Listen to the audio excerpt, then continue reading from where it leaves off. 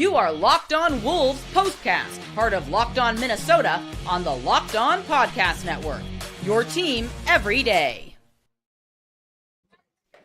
T-Wolves run away late. They outscore the Blazers by 24 points in the fourth quarter. Third win in a row. They did all that, by the way, with no Anthony Edwards or Mike Conley. Final score tonight versus Portland, 114-98. What's going on? Back in the lab, back at it. Another T-Wolves Postcast episode right here on the Locked On Sports Minnesota Network. Your team every day. Jack Borman with me, as always, live from the Target Center. Give him a follow at JR Borman13. Jack, lots to get into. Jaden McDaniels' new career high, 30 points. Naz Reid, he delivers on bobblehead night like we knew he would. But first, quick reminder, tonight's episode brought to us by Game Time.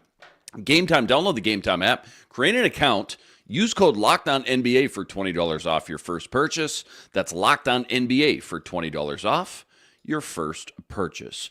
All right, so you knew it'd have to be kind of next man up mentality tonight, right? No Ant, no Conley, no Julius, no DDV still. Wolves started a little slow. They went into halftime down 12. But come crunch time, they just flipped a switch, man. They went crazy, 38-14 in the fourth quarter. Jaden, new career high, 30 points. He was an animal all night. Naz Reid with 23 of his own. Finally, somebody, Jack, figures out how to cool down this red-hot Blazers team. They had won 6 in a row coming into tonight. Again, final score, 114-98. Wolves move to 30-23. They've won 3 in a row. They're 7 games above 500 now. Big picture real quick here, Jack. How huge is a win like this for a team without 4 of your best players, right? Like to have that next man up philosophy, get contributions from just about every single player that stepped on the court tonight, from Shannon, Joe Ingles, Clark, you name it. I mean, what can a win like that do for a team's confidence, psyche, and morale? Yeah, it's really important. I think, looking at what this 5-game slate was at home coming into it, you would have said if this team was 2-3 in those 5 games, you would have said that, something went pretty wrong. And certainly seeing Ant out with right hip soreness to start this game coming in against Blazers team that, fans who may not be paying super close attention on around the league. Portland has won 10 of their last 11 games and had been crazy. The best defensive team in the NBA. In that stretch, and they certainly showed it in the first half of this one. But yeah, I mean, considering that Portland's got a lot of talent, when you got Scoot Henderson and Shaedon Sharpe coming off the bench for this team, Donovan Clingan was awesome for UConn last year. Has been in and out of the rotation with DeAndre Ayton and Rob Williams in front of him.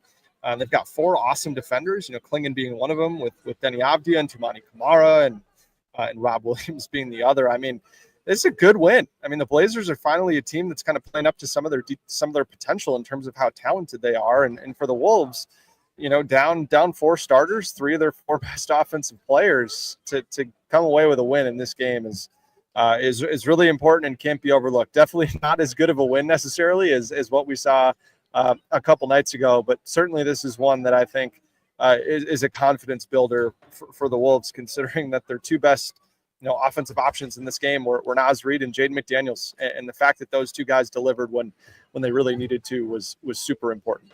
Yeah, big time. Well said. And Jeff, you're right. Not just 30 points for Jaden, 30 and 10. Absolute beast tonight. Hey, we're going to talk about Jaden, everything, all the nuts and bolts, right? Meat and potatoes. But we've talked about this team for a while now. How the season wears down in the NBA. Teams always get dinged up. Maybe that's when the Wolves might be able to shine or stick out a little bit more with this nice deep bench. So many young guys just scratching the surface. Who was your unsung hero tonight? And kind of part 2, like, how do you feel about the bench, the depth, the young guys now, just kind of big picture as a whole? And, I'm not just talking about this year, the rest of this year, but like 2026 and beyond. How do you feel about that young group? Yeah, I think you got to feel really good to see that Terrence Shannon Jr. has been this confident coming off the bench in a couple of tough spots with Jaden McDaniels being in foul trouble is obviously a good thing. And then for Jalen Clark to just continue to look like a guy who's been in the league for 10 years has been awesome. I don't think, I was, kind of looking around. I don't know that Jalen Clark, I think Jalen Clark tonight had only like his second turnover that he's had in his last really since he came into the rotation. So for him to just play seemingly mistake-free basketball has been super important. And I think you feel really good about him as a long-term piece, no question about it, just because of the way that he's been able to come in and not only be super impactful defensively, which is probably what you'd expect from someone with his pedigree, but to look as calm and as comfortable as he has on the offensive end of the floor and still be able to contribute the way that he has. Again, third game in a row where he's been the leading scorer off the bench, and the Wolves continue to just find ways, and it's pretty important when you consider and you look around just at how many guys have been forced into bigger scoring roles in the starting lineup, specifically with Naz and Nikhil scoring 44. Those are points you'd normally have coming off the bench, but for Jalen Clark to step up again has been super important. But I think maybe an unsung hero tonight that looking at the box score, you certainly wouldn't expect it would be Joe Ingles. I think Joe Ingles provided a lot of important minutes, especially in that second quarter when the Wolves offense was really having a tough time, and in parts of the third quarter too, where he came in and was a really nice pick and roll partner for Rudy Gobert. Got Rudy Gobert the ball, and where Rudy then was able to get to the free throw line a couple of times. Had a nice little fake out pass or fake pass that resulted in an easy layup for him. And I thought just provided some stability when I just think the Timberwolves needed another ball handler out there beside Rob Dillingham when he was struggling in the first half. I thought just provided a sense of calm and made some important plays, getting a couple of rebounds and playing some nice defense in that third quarter as well. So, I think Joe Ingles was also important, and a guy who, again, no matter the situation that they put him in, just seemingly finds a way to just give you a nice little boost in whatever it is that he's asked to do. Let me just real quick play devil's advocate with Finch. Is there any part of you now, after seeing the success of guys like Jalen Clark and Shannon and, Dilly, we've seen a little bit longer than those two, but that is any type of, I don't know, frustrated, maybe that's the wrong word, but he didn't go to the young guys a little bit earlier in the season? Or is that just part of the process, though? You got to let these young guys kind of cook and marinate a little bit, sometimes just being on the bench. Is there any part just kind of, again, playing devil's advocate, looking back saying, oh, man, maybe you should have played the young guys earlier. Maybe it cost us a couple games there. Yeah, I think it's hard, off the top of my head to just say, I think maybe one or two games where, maybe playing Jalen Clark could have gotten you a win or could have flipped a result. But no, I think Jalen would be the only guy, maybe on nights that Nikhil has struggled or Mike has really struggled, that it would make a lot more sense for you to go to him. But no, I think, again, like this team had two guys come into the rotation that weren't here last year, and Dante DiVincenzo and Julius Randle. So I understand why Finch, played an 8-man rotation for the majority of the early part of the season to try to get some of those guys more run. Again, I think Dillingham maybe playing a little bit more is the only one that I would have really pointed to, and we've belabored that point throughout the season. But I think that you've got to feel really good, though, knowing that when these guys have been called upon and have gotten some run now, that they've been really, really solid. 100% well said there. Good breakdown. Plenty more deep dive from this one. We'll talk about Dilly's first career start. We'll talk about Jaden a little bit more, Naz Reid a little bit more, and that stifling defense in the fourth quarter. That's all coming up right after this. Quick reminder, tonight's episode brought to us by FanDuel. FanDuel, America's #1 sportsbook, an official sportsbook partner of the NBA. Right now, FanDuel's giving you a chance at a huge return, $200 in bonus bets, guaranteed when you win your first $5 wager. Why love FanDuel? When you get the hunch in the middle of the game, you can go check out the latest stats. You can view live play-by-play and so much more, all on the same page where you place your bets. Again, $200 in bonus bets guaranteed when you win your first $5 bet. Go check it all out over at FanDuel.com, because Super Bowl 59, it is here, and FanDuel has endless possibilities. Plus, while you're there, go check out some NBA future action. Naz Reid, 6 Man of the Year odds. It moved from 6 to 1. It's at 5 to 1 now. It's all sitting up over at FanDuel.com. Again, check it all out over at FanDuel.com and get $200 in bonus bets guaranteed when you win your first $5 wager. FanDuel, America's #1 sportsbook, an official sportsbook partner of the NBA.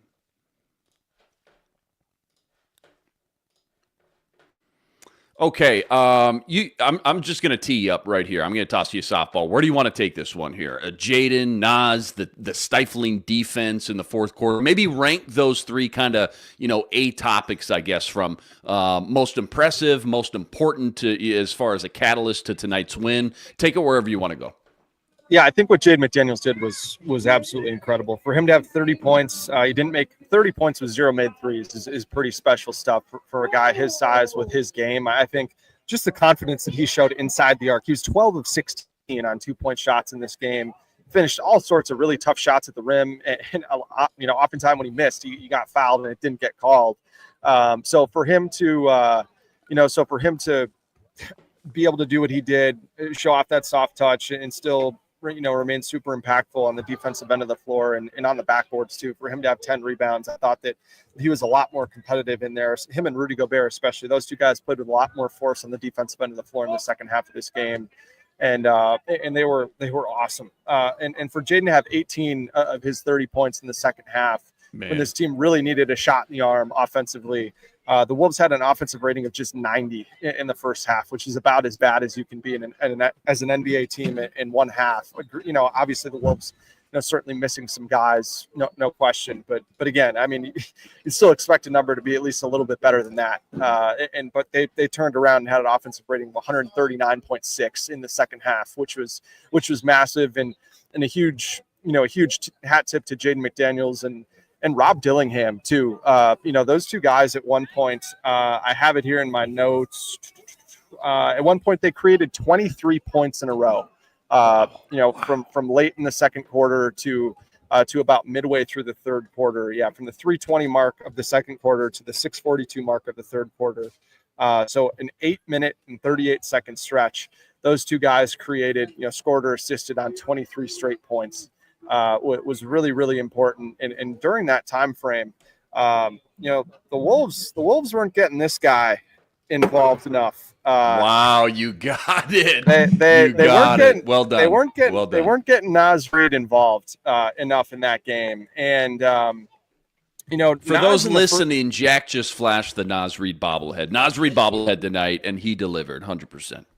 Naz was awesome in the first quarter. He had 7 points on 3-5 shooting. He played the entire first quarter. And then really for the next two quarters, they just did not get Naz involved at all. Naz had, had 0 points on one shot. He only played 5 minutes in the second quarter. I thought Finch did a really poor job of managing the minutes in the back half of the first quarter. And then the first half of the second quarter was just not a good stretch for Chris Finch. And then in the third quarter, he only had 2 points on 2 shots in the first, 11 minutes of the third quarter, and then had a huge three right at the end to cut it to 8 entering the fourth quarter, and then picked up right where he left off with a big three to start the fourth quarter, and then he was bringing the ball up the floor a ton, and guys were just getting him the ball like you would see with Ant, where they get Ant the ball, let Ant bring the ball up the floor.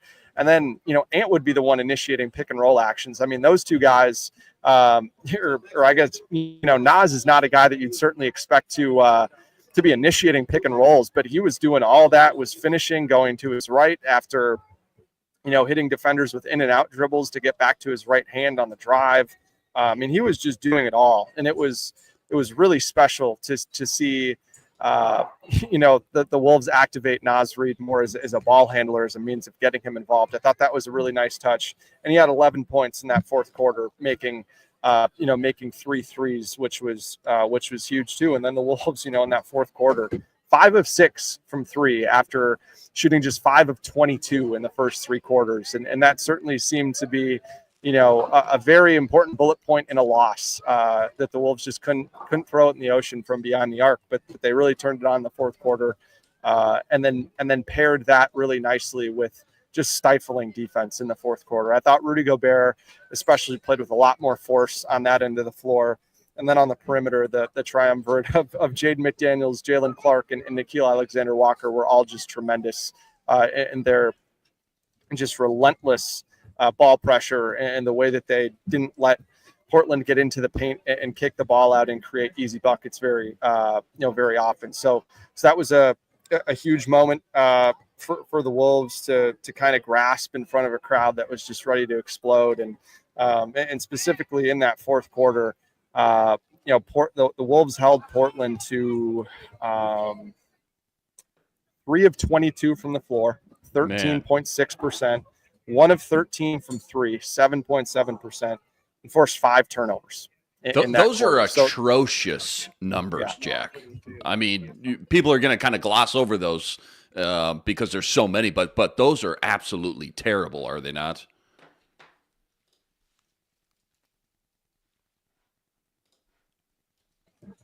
I'm sorry, what did you say?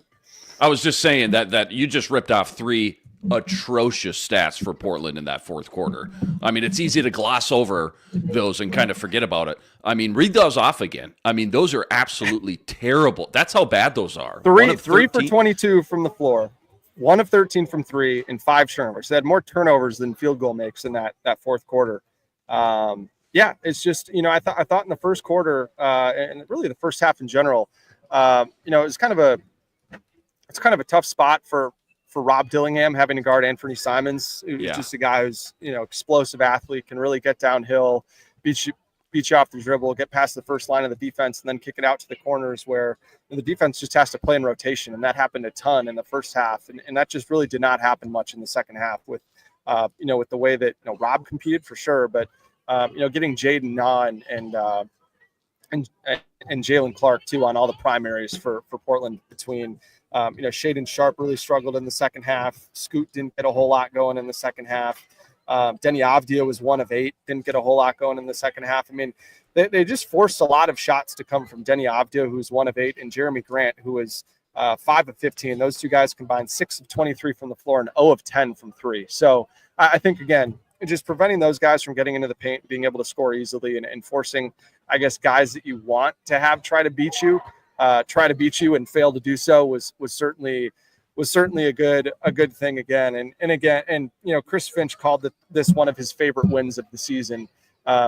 Just down the hallway here in his post-game press conference, said he really liked the spirit of the team, and I think that really shined through in the fourth quarter with just how hard they played on both ends of the floor, really highlighted by that little 5-0 run they had to finally take the lead, where Naz makes a step back 3. Rudy Gobert has the huge punch block inside, and then Jaden McDaniels takes it in himself, grabs the rebound, and goes coast to coast for a score. So it was just a really fun night to be at Target Center with an awesome, nearly if not sold out crowd here on Naz Reid bobblehead night. Wolves scored 67 points in the second half, Jack. Jaden and Naz combined for 34 of those, which is over 50%, again, of the Wolves' points in quarters 3 and 4. I know you've touched on this already, but I see a couple people in the chat, so I'm just going to fling it out to you again. Jerry asked, please explain why Luka is getting minutes over Leonard Miller. The Wolves could use one more big man. Again, I feel like we have this conversation maybe every 6, 7, 8 games, something like that, but just kind of your quick 30, 60-second recap of just kind of your mindset and what you think Finch's mindset as well. Yeah, I think, I can explain Finch's mindset. I think he just trusts Luka Garza because he's played more minutes. He's, probably a little bit more comfortable with all these guys. And, and up until a couple games ago had been, pretty solid in the minutes that he had played, especially on the offensive end of the floor. But he's just gotten absolutely killed on the defensive end of the floor and has been missing all of his shots, when he's been out there the last, 2, 3, 4 games here, really since that first game after Julius Randle got hurt. So, I understand all the fans calling for Leonard Miller to at least be out there and try to give them something else. At this point, I would endorse that, especially with how many 4-guard lineups we've seen.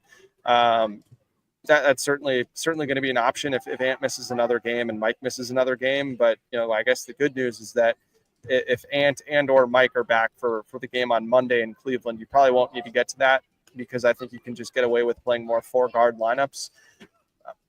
Again, Cleveland's a team that's going to start 2 bigs and Evan Mobley and Jarrett Allen, but I do think that you could probably get away with putting Naz Reid on Evan Mobley, and then when they get into their bench, it's just going to be a lot more of 4 out, 1 in with their bench. So I think you probably won't need to be seeing much more of Luka Garza or Leonard Miller unless one of their bigs gets in foul trouble. Yeah, well said. Fair enough. All right, couple minutes left. Let's talk about this Cleveland game Monday night. We'll touch on Dilly's first career start. That's all coming up right after this. Quick reminder, tonight's episode also brought to us by BetterHelp. BetterHelp, when your schedule gets packed with work projects and more, so easy to let your priorities start to slip, even when we know what makes us happy. But when you feel like you got no time for yourself, non-negotiables like therapy, more important than ever. If you've been thinking about starting therapy, maybe it's time to give BetterHelp a try. Entirely online and designed to be convenient, flexible, and suited for your schedule. So simple. All you got to do, you fill out a brief questionnaire, you get matched up with a licensed therapist, and you can switch therapists at any time for no additional charge. Never skip therapy day with BetterHelp. Go visit BetterHelp.com/lockedon. You're getting 10% off your first month. That's BetterHelp, HELP.com/lockdown. All right, before we talk about this Cleveland matchup Monday night, Dilly's first career start, pros, cons, highlights, lowlights. What'd you like? What would you think he's maybe got to improve on, I guess, moving forward? What'd you think? Overall assessment, kind of grades he getting for his first career start?